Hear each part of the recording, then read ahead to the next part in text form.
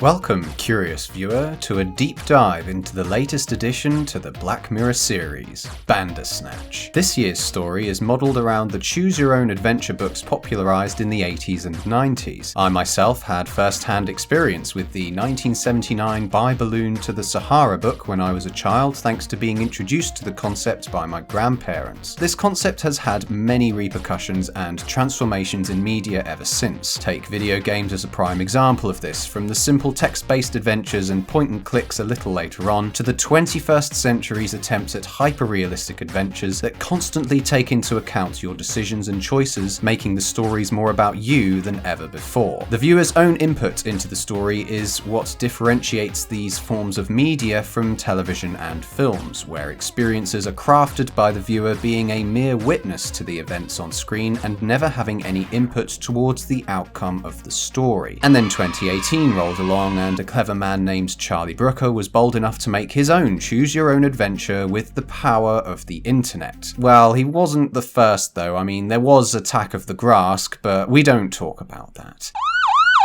It can be argued that Bandersnatch is a game, as there is incentive to pick specific answers that don't lead to dead ends. From a role-playing perspective, I thought I'd try making Stefan behave positively on my first playthrough, and do it all again afterwards but negatively, to see the varying results and outcomes. However, this led me to hitting a dead end 10 minutes in, learning that I simply couldn't make Stefan accept Mohan's offer. The implementation of dead ends like this does tie in nicely with the narrative, seeing as Stefan failed to program in certain paths in his game, and neither did the creators of the real-life Bandersnatch either. However, I did have to sit through the office sequence again with some slight variation in dialogue where Colin is now aware of the Bandersnatch novel. Mohan makes the same wrong choice, and I was stubborn enough to try accepting the offer once again, suspecting the game was trying to force my hand in some way. This was where I hit the same dead end. Then, just to carry on with the rest of the story, you have to sit through the office sequence again, which was where I gave up on my moral intuitions and just rejected him. Now, considering that the choice of cereal and Song on the Bus are choices with very insignificant repercussions, to then have basically the same sequence repeat itself 3 times over afterwards on my first sit down wasn't exactly a barrel of fun. Considering how intricate and beautifully woven some of the Black Mirror stories had been previously, I was expecting every choice to lead off onto its own tangent, like a tree's roots diverting in several directions but all coming from the one trunk. Later on, we come to the same dilemma, where you have the choice to pour tea over your computer or yell at your father. Pouring tea over the computer does result in game over, as our character has just put an end to him finishing the game. Fortunately, at this point though, I realised that there is risk to the decisions you make in Bandersnatch, which in a certain sense does make it like a game. When we are on the drug trip with Colin, for example,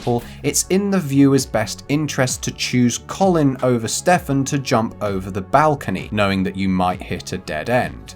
Literally. Further into the story, Stefan becomes suspicious that his own free will has been stripped from him. The audience can sympathise with him at this point due to their own frustration over their choices being insignificant also. So in that regard, I wasn't too upset by my hand being forced, as I did come to realise that Bandersnatch kind of lies on the border of film and game. If anybody has tried not picking an answer, Netflix will pick one for us. I've not tested it enough to know whether or not Netflix has an automatic path in mind for the viewer, but in this regard too, you could just watch it without picking a single option, and thus the novelty of the interactivity is lost and you're just watching another Black Mirror episode. It can also be argued that this is a film because it takes approximately 100 minutes to complete and was crafted by filmmakers, not game designers. By this I mean that nothing is stopping a viewer from consuming the entire package. Netflix allows for an exploration of every pathway each time you come to a conclusion of the story, guiding your hand back to the options you didn't pick. You can find every ending and leave nothing out if you have time, unlike in a game where the likelihood of missing certain parts of it is exponentially higher. On the other hand, there's nothing to stop you from having a shorter or longer experience. I myself have clocked probably at least 5 hours into this to find as many nooks and crannies as I possibly could. If we are to judge this as a film though, I could understand why some audiences felt bored. I myself found it a dull affair whilst trying to find more secret pathways to watch countless montages of Stefan in his room designing the game. The method of distributing choices is a bit clunky too. Being stuck with only 2 choices each time strips the potential for chaos that a game can provide. Right here, for example, you can't just ignore Dad or run to the bathroom screaming and crying. Now, I'm mindful that this is a first for Netflix and was probably more of an experiment than anything else. In fact, I myself have experimented with this sort of choose-your-own-adventure video type thing on YouTube nearly 3 years ago. I've put a link to that in the description for your enjoyment, but basically I can sympathise with the creators of Bandersnatch because producing something like this can be extremely tedious. But the fact there's no immediate result from your choice and that you have to sit through build-up after build-up makes it feel more dragged out than necessary. What makes it worse is if you've reached a dead end and are curious to find out where the other paths led to, you end up having to watch through a sequence like this one over and over again. Just give me a fucking sign! This makes it really repetitive, and it can feel like it's tricking you because choices like this one have the potential to change. Of course, this may just be the gamer in me complaining about fairness in all of this, but, you know, take any conversation you have ever had with an NPC in a Bethesda game,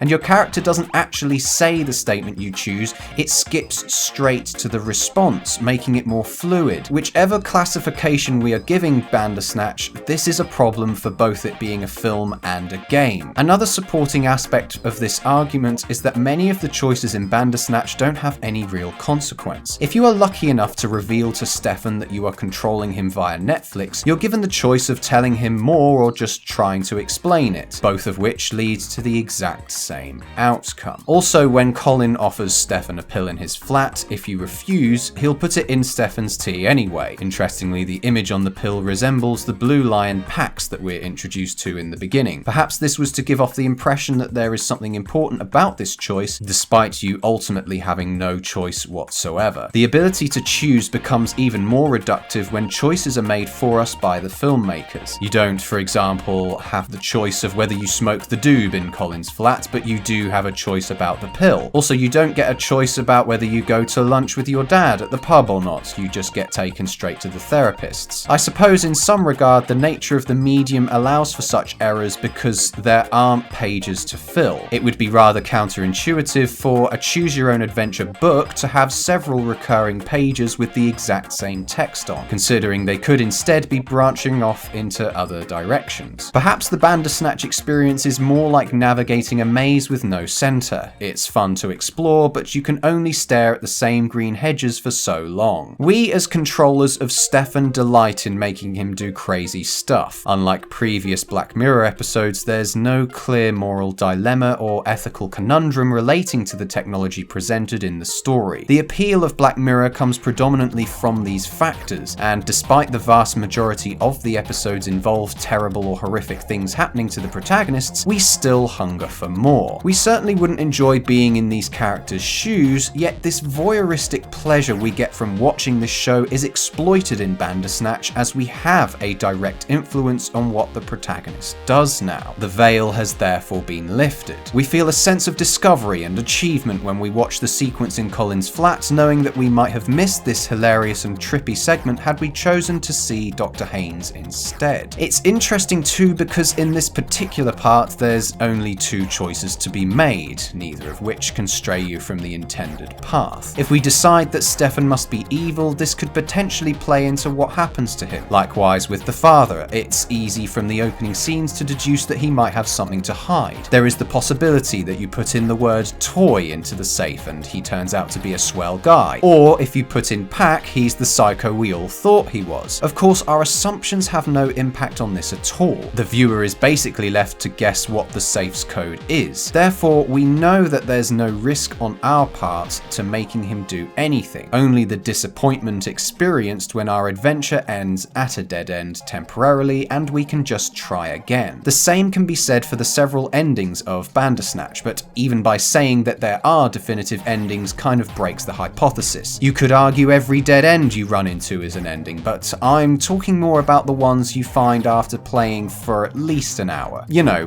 when you can start killing people. A large portion of the endings result in Stefan going to prison, and so it's arguable that it's here that the player loses. The ending where you win is if you'd picked the white bear symbol and then proceed to chop up your father's body. The game gets completed, Stefan feels great, but of course he gets away with murder.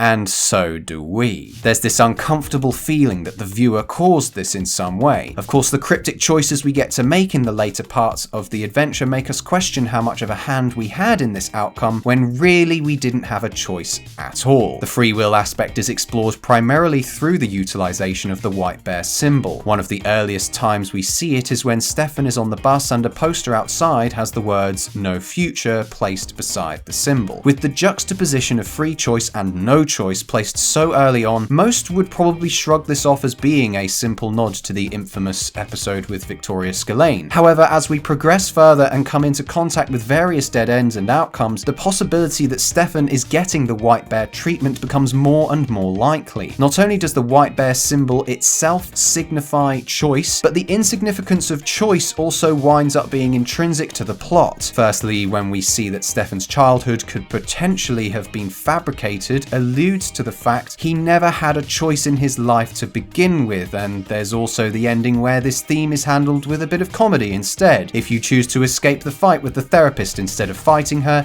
the filming of Bandersnatch can be found. When the mock director or runner or whatever asks for the medic, Stefan then gets reset shortly afterwards, just like Victoria did in White Bear. Another piece of strong evidence for this connection is the possibility that he can end up in prison by the end. No matter what is being shown on the TV in his cell, the same scene plays out in the prison cell every time, with Stefan still contemplating whether he chose to commit these evil acts on his own or not. This is one of the many Easter eggs that can be found in this story, so I shan't bore you with a guide that too many other people have provided for you already.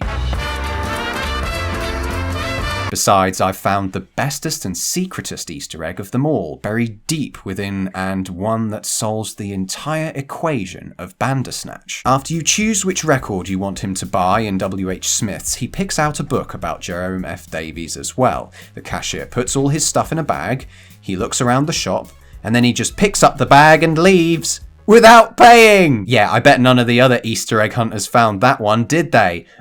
But back to my point. The feeling of discovery is ramped up higher when the viewer has a hand in choosing the outcome of the narrative. This scene in the shop illustrates perfectly how little real choice both the players and the architects of this game, fictional or not, truly have. So, did it snatch? Sorry, Leslie, but it's pronounced "did it suck," where a loser Brit like myself complains about Doctor Who, my all-time favourite TV show. I know we share similar appearances, but Harry does lack a bow tie required for a true critic of anything. No stars out of 5. Terrible.